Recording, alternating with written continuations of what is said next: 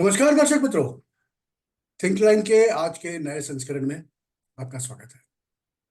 मेरे साथ जो मेहमान है उन्हें देखते आप समझ गए होंगे, आज हम बात करने वाले हैं इंटरनेशनल जियोपॉलिटिक्स की। In the year 2024 merely 7 days have passed. खाली 7 दिन गए हैं। Geopolitics of the world is changing very, very fast. It looks like this is going to be the year which is going to give a lot of hiccups to so many people. And at the same time, Bharat, if it wants to make its loci standing, it has this opportunity. We'll start things from Red Sea, Arabian Sea. But before that, I want to tell you an incident that happened in Iran. It is probably geopolitically very important. 2 blasts took place when Qasem Soleimani's death anniversary was being celebrated. People wonder who did that. Somebody says, it was a paid people of a state, and who it can be. Well, just you remember, आपको याद ही है, थोड़े दिनों पहले Asim Munir, Nadim Anjum were in US, had met Victoria Nuland. Pakistan was trying to go back to US fold, ditching China. If that is what people see. हुआ क्या? उनके आने के बाद वापस आते ही घटनाक्रम शुरू हो गया. Some people say it was a handiwork of somebody across Iran's border. Initially, Iranians were blaming Israel and USA, but they have stopped doing that. उससे थोड़ा आगे बढ़ते हैं. पिछले दिनों में एक लाइबेरियन फ्लैग वाली वेसल थी, जिसमें 15 भारतीय ऑन बोर्ड थे. They were tried to hijack. By who? Somalian pirates who were forgotten after 2016-17. 2016-17 के बाद लोग भूल गए थे उनको, फिर से याद दिलाना शुरू किया. But before they could do anything, Indian naval operations अपना लोहा मनवा लिया, सीधी भाषा में कहे तो. In Arabian Sea, when that happens, India has always said, we will not join American-led NATO alliance and, sail under the US flag. We will have our own maritime defense and we know how to use it. That is what happened. कल तो विजयोत्सव जैसा मनाया गया. जैसे ही Marcos commandos वो ship के ऊपर गए, लैला के ऊपर, रिपोर्ट्स तो अभी यही कह रहे हैं, वो जो 5-6 पायलट्स थे वो भाग चुके थे. Well, but the total sanitation is taking place. That is what also has been said by Indian Defence Forces, Indian Navy. So what type of sanitation we do not know. इसके साथ में अभी 15-20 दिन में भारत में सबसे बड़ा उत्सव होने जा रहा है. उत्सव खत्म होते ही फरवरी आएगा और फरवरी के एंड में तो इलेक्शन का बिगुल बज जाएगा. Sir, what is happening? So much happening in 2024 and what's this, strategic alliances. आप तो strategic alliances के साथ में ताल्लुक रखते हैं. Sir, tell us something. Hindi, English, both. My readers say at times कि सर ज़्यादा समझ में नहीं आता हिंदी में. आप अंग्रेजी में भी, that's why I speak a little English now. Because certain things, geopolitically, when said in English, it reaches the right ears. That is what I believe. Dr. Adityanjee, the floor is yours. We welcome you so much to our channel again, sir. Namaste, Himanshu ji. It's my pleasure and honor to be on Thinkline once again. It's always a good conversation I have with you on geopolitical issues whenever I come to your platform. So I'm very pleased that you invited me once again. And I will try to speak in English because the message has to go to the international audience as to what is happening. Yes, क्या हो रहा है? And you very well summarized what has happened maybe in last 10 days or a couple of weeks geopolitically. Yes. And I think that tells you how complex the game is being played. So these two attacks or explosions in Iran Yes. on the funeral day of Soleimani, General Soleimani, you would think that the ICRG, IRCG, Iranian Revolutionary Guards. Guards, they would have taken enough precautions because it was such an important event. Yes. So the fact is that not 1-2 explosions took place. They were 30 minutes apart. Yes. More people died in the second explosion. Yes. First explosion was a warning explosion. Yes. They still could not figure out who is behind it. Ran helter skelter. So there were multiple theories as to who was behind it. Of course, the Islamic Republic of Iran reflexively, in a knee-jerk reaction, blamed Israel. Israel does not have a bone to pick up with Iran, while Israel is quite involved with decimating and degrading Hamas in Gaza. Yes. It does not make sense for them to open another front and involve a much larger adversary, which is Iran. Yes. And they should know that because Iranian forces are formidable. We need to understand that. But that was Islamic Republic of Iran's propaganda. There was some talk about whether these are actually Pakistan-based Sunni terrorists. Because sometimes they cross the border, just like they cross the border with Bharat and do terrorist acts. The Sunni terrorists from Pakistan cross the border into Iran to kill the Shiite people. Yes. That tells you something.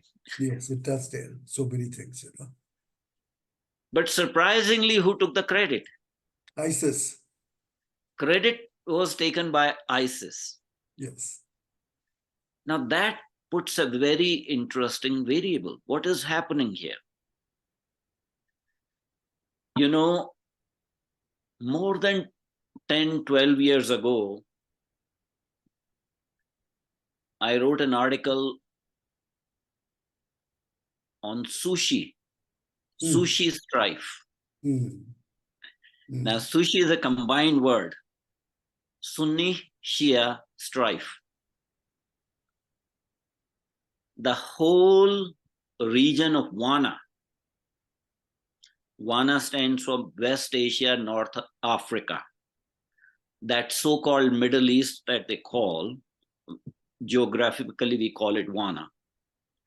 WANA will remain unstable, not because of Israel, but because of Sunni Shia strife. The credit for leadership. And of course, you know, there are wars going on which nobody wants to talk about. Yes. There's a war going on in Yemen for last 5 years, a very brutal war between Saudi Arabia and Iran-supported Huti rebels, who happen to be Shiite. And everything is actually becoming more obvious now as Huti rebels actually fire drones on merchant navy. So those things are happening. And of course, that has drawn US into the picture because US is firing now missiles at the Houthi-sponsored drones. So there is a war of word between Islamic Republic of Iran and United States that keeps on happening. But this was a very interesting dynamic going on in the WANA region. And of course, 10 temporary hijacking by Somalian pirates of this Liberian flagged vessel, which was a container vessel. Container. Yes. So these pirates have become active again. And as you rightly said, that Bharat refused to join the 12 nation, a naval patrolling force or security force led by United States, to which Bharat was invited, and Bharat politely declined. For very obvious reason, because as a policy matter, Bharat will join any multinational operation unless it is under the flag of United Nations under Blue Beret. Bharat has never joined any military operation that is led by another country. And there was no need to make exception. But to bring it to light, Bharat has her naval assets in Arabian Sea as well as in the Red Sea region. There are 4 Indian Navy ships that are continuously guarding and doing anti-piracy patrol. It is surprising that there is a resurgence of Somalian piracy also. There is also some trouble going on between Somalia and Ethiopia. The reason being that Ethiopia has de facto recognized Somaliland, the breakaway faction of breakaway region of Somalia, that is much more English speaking. So there is some activity going on there. One would expect Somalian pirates to hit at the Ethiopian interests. So you have Somalian pirates operating there. You have Huti rebels operating there. You have a multinational task force trying to secure the passage for commercial, merchant shipping. And yes, we are there. There's no doubt about it. We should be there and we should continue to guard our own interests. So that is what is going on. Sir, add to that, I'll ask you a supplementary question. Along with that, yesterday, Global Times came out. Yes. ACP mouthpiece. Global Times came out that India has done wonderfully. Why this sudden shift? Is there something cooking?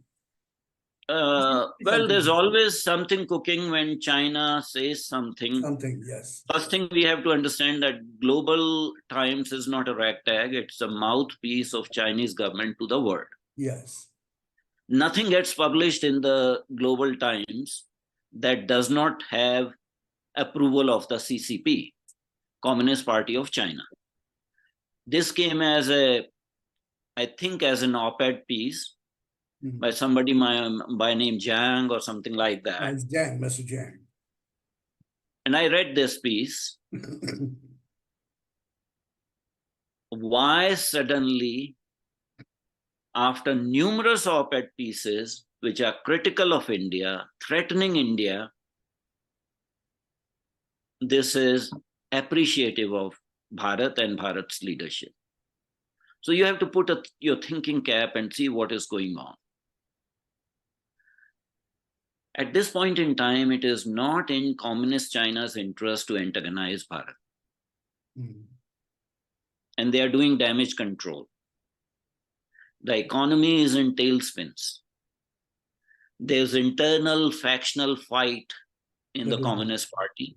Yes. There are waves of purging. Previously the blue-eyed boy, foreign minister, Qi Gang, was sacked.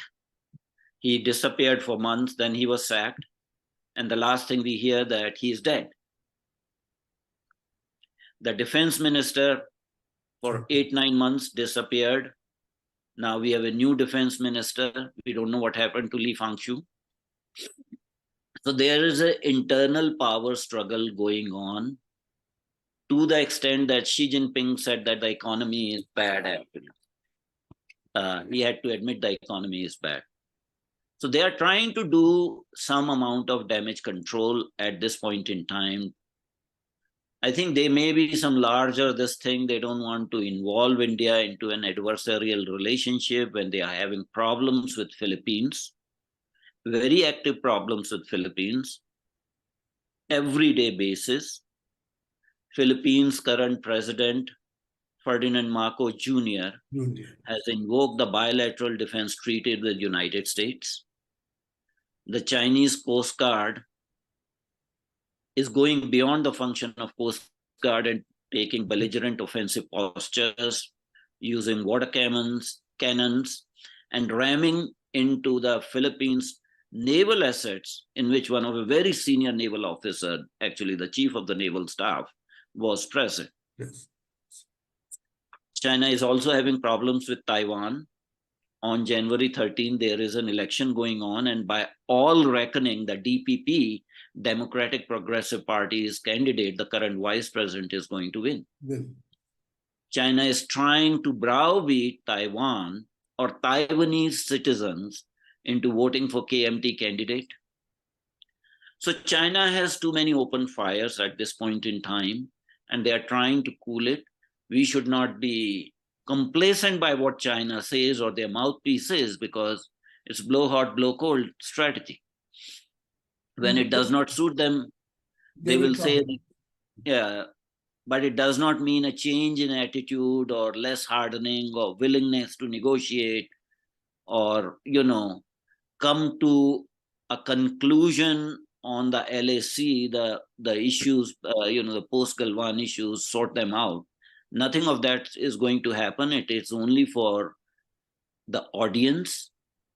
It's a kind of drama that is being played so that India is not antagonized or not upset with China, and India does not join anti-China, any kind of international coalition, whether it is on the economic front or it is under the Quad or Indo-Pacific security issues. So then I have a interesting things are happening. I have a question there. On one side, this is what is happening. Global Times article appears. As you say, they are trying not to antagonize India. On the other side, we see in the Western sector of Bharat, there's a huge Chinese presence along with Pakistanis. That is building up. And it's building up by day. There is a chance that some misadventure from that side by these two combinedly might take place. We are not talking of LAC side. We are talking of POGK side. So Gilgit-Baltistan, CPEC corridor, and the presence of 40,000 Chinese. That's the report that's coming. So there is nothing new when we talk about 2.5 front threat. Basically, I would consider Pakistan de facto as economic colony of China. For all practical purposes, they have ceded the control of their northern border, the occupied Ladakh, to China. The number of troops keeps on increasing. This is not new that troops are now. There were at least 10,000 PLA soldiers in Pakistan-occupied Ladakh and Pakistan-occupied Kashmir for a long period of time. Now that has gone to 40. That is what now 40. There are PLA soldiers now guarding the CPAC, especially in Balochistan, on Gwadar port.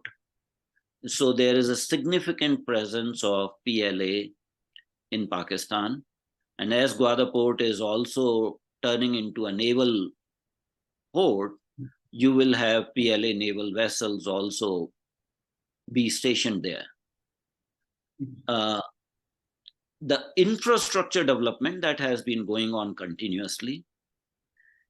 And this is why I'm saying that, that Global Times op-ed piece, we should not be, deceptively seduced by it that China is talking good things about India. In fact, when they should talk good things about you, you should start thinking that they are up to There's some something going mischief. to happen. Yes. You should be When cautious, very, very cautious when they say such yeah, things. when Xi Jinping came in 2014 as a state guest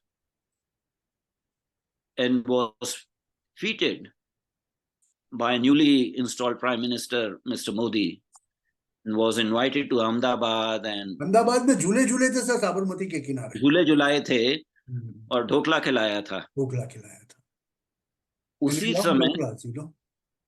उसी समय PLA had made some incursions and the Prime Minister had to talk to Xi Jinping. And that has been their pattern, even previously in UPA time also, whenever this guy came, he had come once before also, the same thing had happened.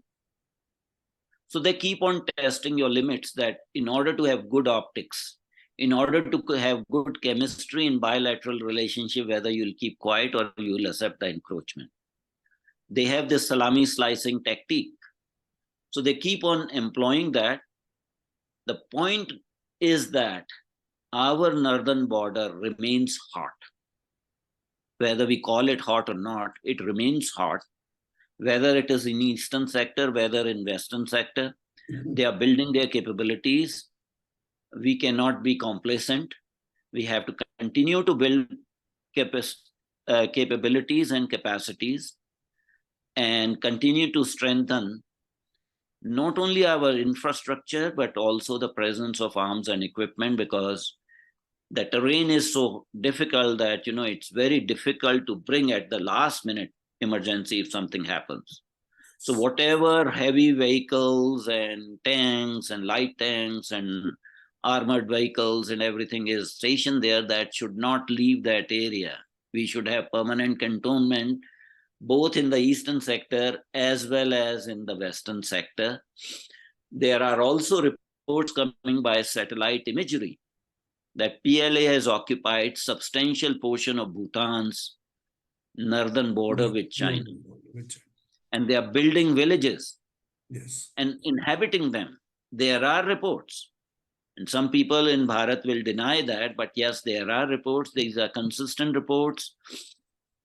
So we have to understand that China continues to remain a threat, and we cannot deal with China having a weak hand. They just understand the language of strength. So you have to build up strength and not give up. It's the same thing they had tried in Arunachal Pradesh sometime. Yeah. A similar thing was tried. And this is happening with Bhutan today. Yeah. Now, sir, I'll come to related, but a topic which has a huge significance with Bharat. This coming 3 months, what do you foresee? Because it will start, everything will start from 9th and 10th of January from Ahmedabad with the vibrant Gujarat summit. Then you have the ball rolling to Ayodhya. And after that, it's going to be a cascading effect in the entire Bharat. The global audience is going to be watching. And probably that is the time, apart from the usual suspects like Pakistan or China, who is going to try to create trouble here? Sir? This 2.5 enemy is what we are talking about. That half enemy first was economically strangled by Bharat. It started with TikTok being banned. And then NewsClick was raided. The money was recovered. So the government is going hot on them. Large amount of money is being got. But do you think that there will be attempts to sabotage certain things? 22nd of January or 26th of January and then the election? See, whenever we have national events, attempts to sabotage are done routinely. The intelligence agencies are always handy at work. Whether it is, we also have Republic Day celebration. Emmanuel Macron will come. And I'm pretty sure entire NCR region will be sanitized for that. Yes. Similarly, whenever we have the 15th of August celebration on the Red Fort, again, the same thing, the internal threat plays up. the event that is going to happen on 22nd of January is of historical proportion. Yes. And some people, you might have seen domestically the statements of Owaisi. There are other people, minor figures, who are giving very negative statements and things like that.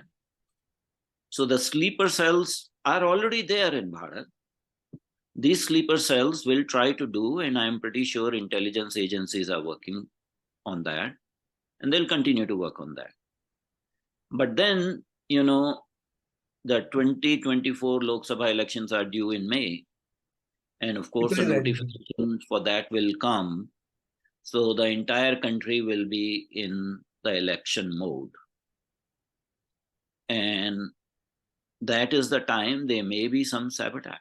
There may be some attempts to sabotage and blame the government for whatever lack of law and order or whatever, just to influence the outcome of the elections. That happens all the time, but I'm pretty sure that Election Commission of India and the intelligence agencies and our security forces will foil any attempt to create sabotage. So on this side, yesterday, the news came that Pakistan is not going to have elections. They passed a law. So, the question of comparisons don't arise. But then my worry only is, it's those elements in Uncle Sam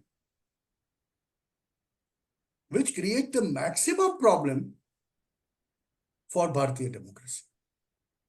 And they are up to the tricks. All right, they are doing it.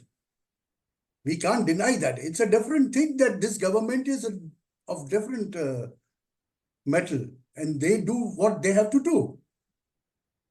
But they have been playing their own tricks. In Bangladesh, we did not let them succeed. So there is already a wounded, ego there. They wanted their way in Bangladesh, which has not happened. The relationships are complex in geopolitics. There are no zero-sum games. Every nation safeguards its own interests. Every nation plays the, security games. And United States, despite professing good relationships with Bharat, is a divided nation. The government is divided. There are various factions.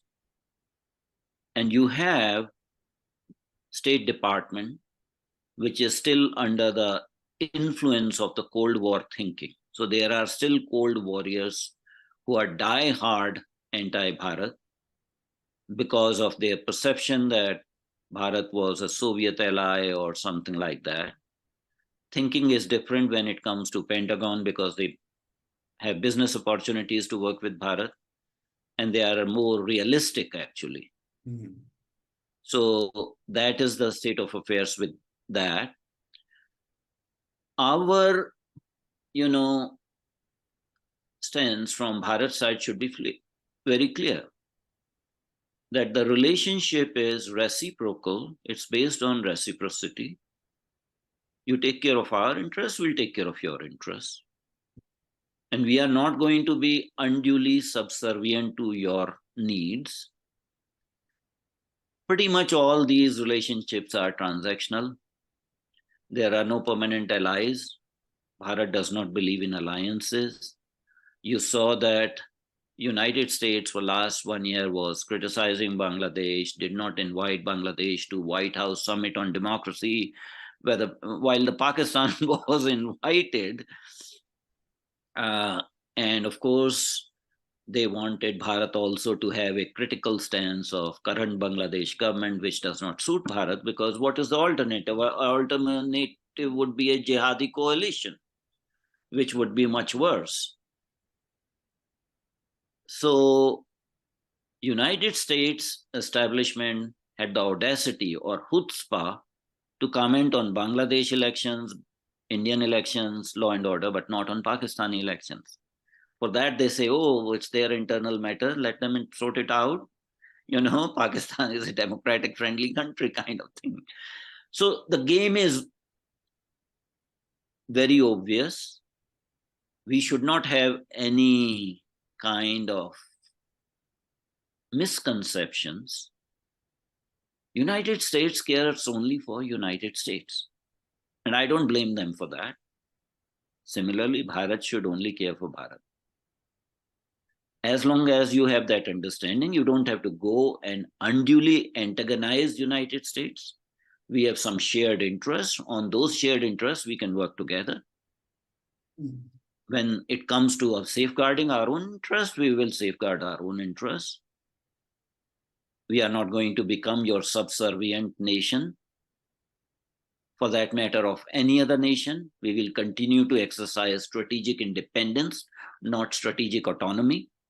We will continue to deal with each country in the Committee of Nations on its own strength, whether that is Russian Federation, whether it is People's Republic of China, while safeguarding our own interests. Yes. And sir, one last question. We don't have much time, about 4 minutes we got. Where do you see this Chinese economic decline taking China to and propelling Bharat to? We don't have much time, but I would certainly like to ask you at the end of this. Yeah, so China is a huge country that we have to understand. And they have a huge infrastructure, supply chain. They've capitalized certain markets so that they have, by dumping, selling below cost, they have taken care of the adversaries, so adversaries have disappeared. Economic adversaries, I mean. China is having economic problems. There is no doubt about it. There is a kind of, on the long-term basis, it's a graying society, aging society. There would not be very enough good, in large number of enough workers to service those factories. There is deep-rooted corruption.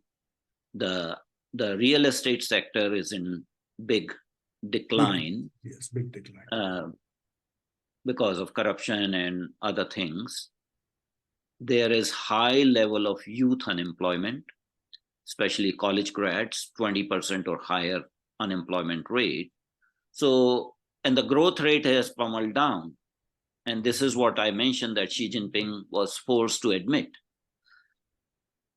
But to have wishful thinking that China will collapse immediately, again, that is not going to happen. So let's not hope for fantasies that, we have to make sure that we develop our own supply chains, we develop, manufacturing infrastructure in Bharat. Contribution of our GDP from manufacturing sector is very low compared to services. Services, yes.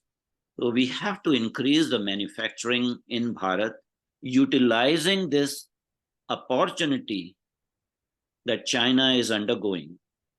Simplify our bureaucratic procedures so that single window reform and less time for acquisition of land, because that becomes a very contentious issue even for government supported projects, not to talk about private projects. And then incitement of workers and unions by China supported, China bribed union leaders and agents. So we have to work on those things. But yes, anytime there's an opportunity for us to strengthen our manufacturing, whether that is even assembling iPhones, getting into advanced chip manufacturing business, we should. There's no reason why we should not advance our manufacturing sector, because I still believe there has been no country that has become superpower without having a strong manufacturing sector and a blue water navy. Those two are essentials. Thriving manufacturing sector, blue water navy are the today's requirements. And I can tell you, friends, one thing, we are almost at the end of the time. One thing is very, very certain. The 2024 is going to see a Bharat, not even India, I will say Bharat, placed at number three after US and China in terms of economic size. That's going to happen. Things are moving much more rapidly than the people are forecasting. मित्रों, आपसे बस यही एक फिर से निवेदन है जो हिंदी में करूंगा फिर से मैं. Please like share and subscribe us. Please like share and subscribe. We are reaching the threshold level, because after reaching a threshold level, it will be a jump. And that is the jump where I'll have to put in an effort to improve certain things. And I will do so. I can promise you that. We'll thank Dr. Adityanjee for his precious time on a Sunday, when he takes out this time. I really should thank him. Thank you so much, sir. धन्यवाद हिमांशु जी, आपका बहुत बहुत धन्यवाद. और ये मेरा सौभाग्य कि आपके मंच पे मुझे आने का निमंत्रण Please, sir, मिला. we will keep discussing, because there are so many important geopolitical events that do take place.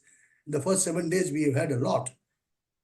And who knows, after the Ram Mandir is inaugurated, maybe things will be moving in a very, very rapid pace. That is what is our worst fears. Yes, I'm saying that is our worst fears. Mitro, we have to be very, very careful. We have to be very, very careful of the front that exists within our Bharat. We have to take care of them. And that's why, we keep coming and telling you, support us. Sanatan is going to thrive. Because thousands of years, nobody's been able to defeat that. And this time also, people will not be able to do so. Whatever be the game plan in geopolitics, Uncle Sam can do the dirty tricks, keep on doing the dirty tricks. We'll do what we need to do. मित्रों, आज के लिए सिर्फ इतना ही. फिर से एक बार doctor Aditya ji का बहुत बहुत धन्यवाद. Thank you sir. Okay, welcome. नमस्कार मित्रों. जय हिंद, जय श्री राम. फिर से मिलेंगे.